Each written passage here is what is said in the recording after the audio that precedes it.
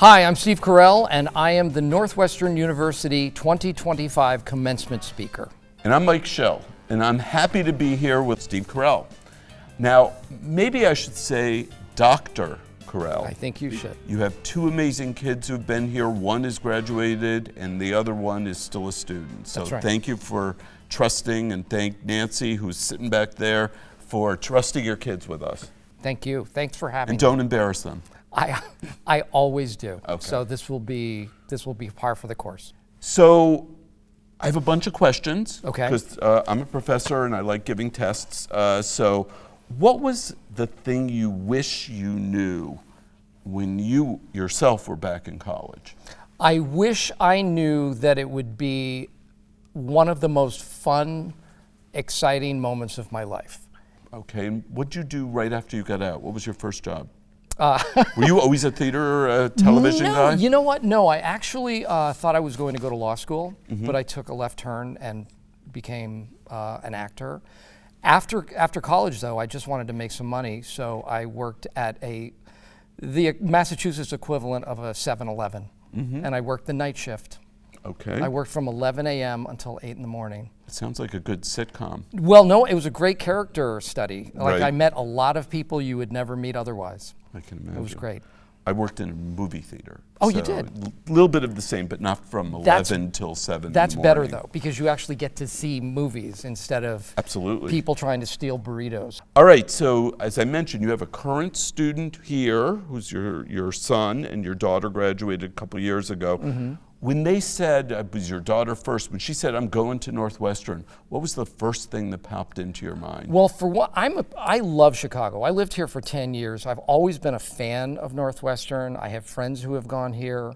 And you were a cherub, right? And I was a cherub Right. back in high school. So I'm familiar with the school. I love the school. And I think I was subtly trying to influence my daughter to come to Northwestern. But as a parent, you can't push too hard because they will run the other way. Right. So I had to just subtly give hints that isn't this great? Look at that. Look at this place. Look at these facilities, and these students seem so nice and smart. And wouldn't you love it? But you can't push too hard because they wouldn't. She'd see through that. Well, you did a good job. I think I did. They're here. very happy. And how much purple have you added to your wardrobe? A ton of purple. All right, that's good. I have. We can give you some more too. I take it. I have so much swag. It's ridiculous. People think I went here. All right, can you sing the Northwestern fight song? I sure can. You can. No. I mean, No. Catherine Hahn did that last Well, year. she went here, right? Yeah, but you were a cherub. Okay. Okay. I'll make one up. Go ahead. Let's see. Fight, fight, fight. Fight with purple and might. Northwestern. Yeah, all Something right. like that. Do you like playing cringy characters? I do. I think I do. Right. That's like your specialty? It might be. I don't shy away from it, and I kind of understand what people don't want another human being to do. Right. So I lean hard into that. All right. May I Okay. interject something? Yeah, I don't know the fight song, but I do know this What that do you know? happens at the football games. The recorded Yeah, very good. I always do that at my kids. That's when something good happens. Yeah. All right. That's really good. I've embarrassed them. That's I've actually- definitely I can't do embarrassed my that. children. You You shouldn't do that. I won't You do it. will lose your position. I will. What about you were just Uncle Vanya on Broadway? Is that like a lot more difficult than TV or movies? I'd say yes, because there's no filter, there's no second take. At least with TV and film, you can, well, as is evidenced in this interview, we can cut it when it stinks. Right. So you're only seeing the good stuff. It's all been gems right now. It's all just we have really prime material so far, but when you're doing a play, it's warts and all. I actually kind of like it when things go awry, because then you have to dig yourself out of a hole. Right. And that's when you're improvising Chekhov to help someone else who's forgotten their line. That's fun. It's terrifying, but it's fun to do. Have you ever forgotten a line? Never in my life. Okay. How dare you? I'm going to ask all my friends who saw Vanya. And when you're on set, are you a fun guy, or do you like go into your corner and just like go into a zone? Yeah, I'm a corner guy. I just Really? No. Crack jokes? No, I try not to take myself too seriously when I'm doing it.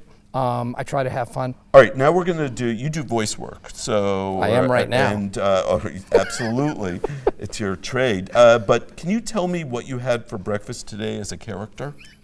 Would you like to hear my breakfast as the character Gru? Sure. From Despicable Me? Yes. I woke up this morning and I had the bagel with a slice of bacon on it. It was delicious. My wife had a fruit bowl.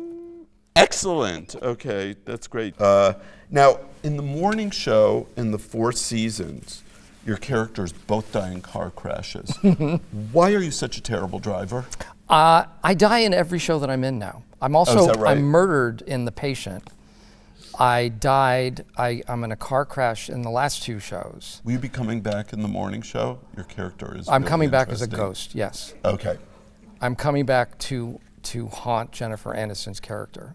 But I'm gonna be like, ooh, I'm back. That's how I'm gonna play it.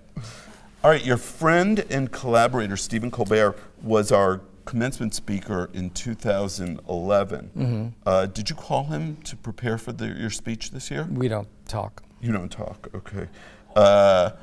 My next question was going to be, what do you think of him? But I'm not going. I'm going to skip that one. Boy, I don't want to get into that one. That's just a can of worms. He's great. I've known Stephen Colbert longer than I've known my wife, and we've been friends Is that for. right, Nancy? Are you jealous? Yes. All right. Yeah, no, we are old friends. He's one of those guys you perform with, and you just know where they're going, and he knows where I'm going, and he's just the most fun and a great friend. Well, you had a mug in the office that said that you're the world's best boss. Do you have any advice for me about how to be a great boss? Well, first of all, don't get a mug for yourself. Okay. Don't. Although maybe ironically, I'm going to get you a mug. I'm going to get you a mug that says "World's Best President." And should have your face on it or something. All right, what's your best Chicago memory? I'd say, well, apart from Second City, and of course meeting my wife here, we've been married 87 years. But I think one of the things I liked most about Chicago was the lakefront. And being able to, every time we come and visit and drive in from the city, I just feel the same way. I can't believe how beautiful it is. And winding the road up to Evanston and Northwestern, that's just it's one of my favorite drives in the world. Okay. I love it. Given how well your characters do driving, be careful, keep your eyes on the road. I'm going to be very careful. Steve, thank you so much for being our commencement speaker. You are so Dr. Carell. You're going to regret it. All right. Let's take one. Take one. Oh no. This is the only take. There's going to be 18 takes. We've never done more than one. We're never going to get through it.